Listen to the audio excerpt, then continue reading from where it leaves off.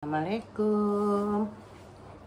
Yang 2 hari nggak bikin video karena kurang sehat, karena flu, badannya sakit, tulang-tulangnya sakit, nggak nafsu makan.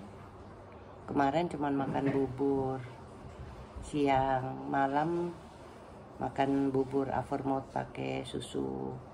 Ini sekarang nyoba ini sop ayam. Lidahnya tuh nggak enak, rasanya gimana ya. Aduh, bismillahirrahmanirrahim.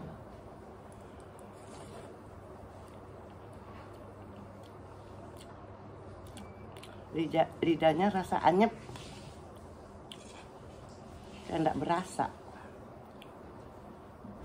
tapi harus makan.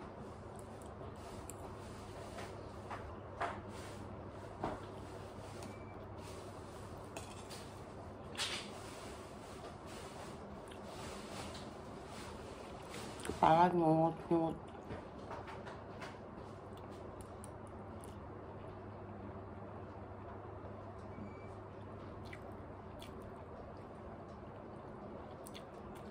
Batuk, pilek, demam, meriang, tulang-tulang sakit. Mah,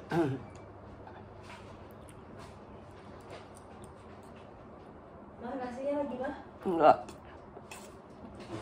ini aja nggak bisa habis.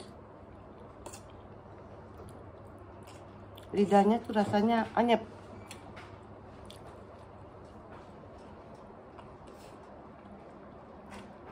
Yang mau makan pelan-pelan dulu ya.